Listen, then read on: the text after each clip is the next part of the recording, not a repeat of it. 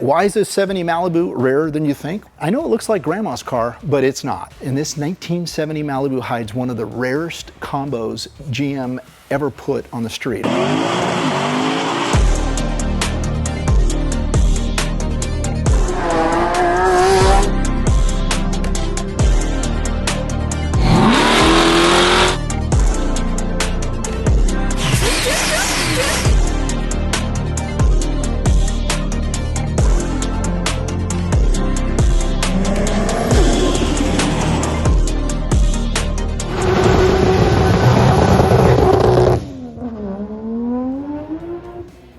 Okay guys, so one of the things that I love the most about this car is its originality. There are so few 1970 Chevelles, or for that matter, 68 through 72 Chevelles in this condition, in their original condition. So many of these cars were turned into SSs. And you know, guys in this industry know that you could copy and make an SS because there's no real documentation to prove what car is what. What you have to go off of is build sheets, or you have to go off of engine stamping, transmission stamping, differential stamping tags.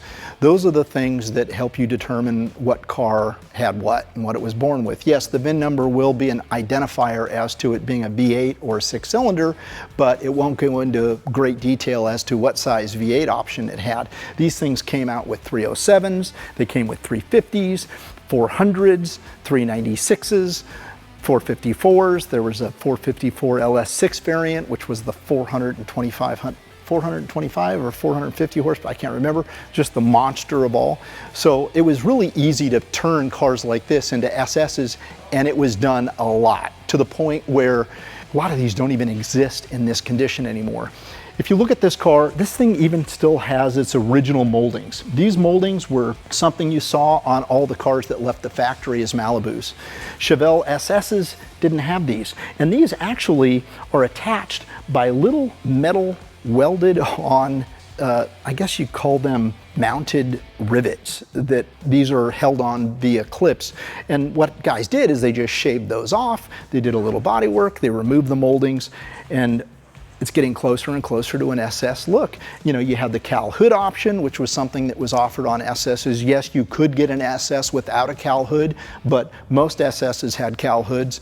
So the fact that this thing in its original configuration is just so unique. I mean, you go to a car show and most of these things will have what look like SS badging, SS stripes. It's rare to see them in this configuration. And that's what I love so much about it. So when I bought this car, it had the wrong wheels on it. It was painted primer. It had a cowl hood on it, but it had all the positive things going for it. That being a factory 400. Well, the call outs are 400, but they're actually known as 402s, and 4-speed bench seat car. I mean, come on, 12-bolt rear end. Jason did such an amazing job on the restoration of this car. Anybody that owns a Chevy from the late 60s, early 70s will tell you that you have to put some grunt force into closing the doors. The way Jason did this car, I mean, it's just amazing. The doors, I mean, come on. New hinges. I mean, come on. For all you guys that have old Chevys, Dodges, Fords, you know what I'm talking about. Hinges wear out, the strikers don't line up properly, and you know, it takes a little bit of grunt. And sometimes you slam the door so loud that the door handles go flying off because the clips go bad. This thing was painstakingly restored for all those things to be resolved. Everything's brand new, everything. Bushings, control arms, springs, everything is brand new on this car. And everything works. You know, to get the key out of the ignition, you have to put it in reverse. On a manual transmission car, it's got to go in reverse so it unlocks the key ignition so you can pull the key out. Little things like that. Definitely one of my favorite cars because of the look. You gotta love the dog dish caps. Now, the Malibus didn't get the wheel opening treatment that the SSs got. And of course, the SS badging replaced the Malibu. The SSs didn't have this lower rocker molding. It's funny, I had a bunch of my buddies that knew Chevelles tell me, turn it into an SS, turn it into an SS. But man, there's something really special about a factory 402 car. And By the way, yes, I did have the engine rebuilt. It still ran pretty well, but it was getting a little weak, and so we were very careful not to do too much work to it. The numbers still exist on the block. It purrs like a kitten. I mean, this car, I'm telling you,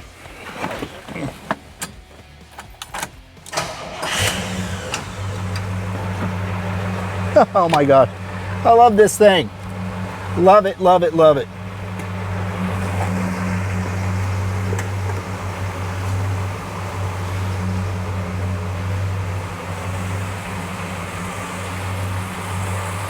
The quad headlights, oh my God. Love this car.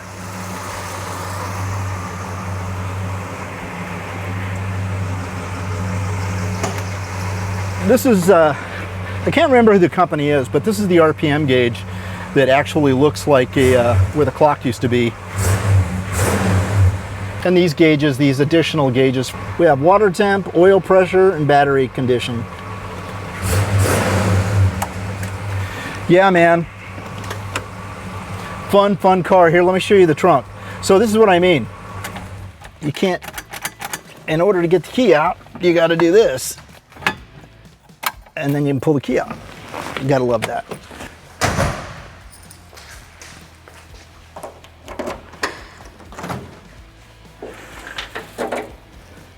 Just nice and clean. Nice and clean and original. This green, man, I'm telling you, these cars never left the factory with this quality of paint. And it is an exact copy. We were able to find the original paint back here in the trunk compartment. And when we got our paint samples, it's an exact match, but much deeper quality. And it shines amazing. Because don't forget, back in those days, it was just single stage. This is a two-stage paint process. So it's your base and your clear. And it's that clear that really wakes up the metal flake. Love this car. I could see this car being a detective car minus the white wheels. Back in the days, the cops driving around undercover. I mean, this thing's a screamer. So, you know, factory LS3. I know that we still make the LS3 today in the aluminum block motors, but back in 1970, this was their iron block, known as the LS3. On the build sheet, it actually says LS3 option, which is the 402. Again, badged as a 400, but known as the 402. The air cleaner call out will always say, you know, 402, as this does. It's got the correct air cleaner on it. Although the alternator pulley is not quite right. I could probably chase that down if I want to, but we did add power steering. Just beautifully restored. Now, do I regret not putting air conditioning in it? You know, no, I don't. I don't regret it because it's not a car that I'm going to drive when it's blisteringly hot. Just not going to be a car I drive.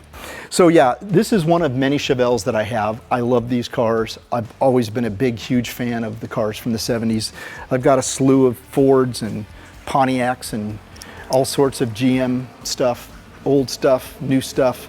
There's something to be said. You know, when I was 16, I was buying 65, 66 Mustangs, and after I bought my first body shop, I probably restored close to 100 Mustangs over the years. So I could write a book about restoring Mustangs. You know, obviously the Malibu Chevelle, the big bodied Impalas, all those cars. There's just something to be said about them. All your Mopar stuff, the Dodge Charger, the Toretto Charger, our Roadrunner. We're doing our CUDA build over there on the other side of the shop, and you know, we're actually resto modding a lot of those cars. When they don't have desirable drivetrains from the get-go, like that CUDA only had a 318 in it, you know, it only makes sense to do a resto mod version of that, and that's getting a late model Hemi, a 6.4 liter Hemi, and a 6-speed gearbox. So there are some real beaters of 70 Malibus floating around. You can go on Facebook, Craigslist, OfferUp. They're all over the place, and they are really beat up. And like I said, come on. Just every panel is so precisely fit, and Jason just knocked it out of the park with this one, as he does with all of them. He actually is building another one for me right now. I do have an original LS6 drivetrain from 1970 that I was going to install into another Malibu.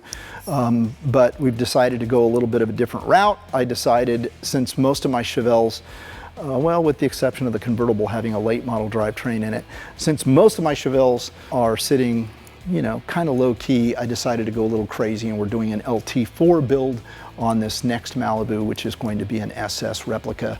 It's going to have a 6-speed gearbox. It's going to be a coupe, and I'm really excited about that car. So that one's coming. I'm hoping to see that thing in about 6 months, but we're going full throttle on that, and it's going to be meticulously built just like this one. You know, Jason's going to take the same amount of effort in getting the panel fitment perfect.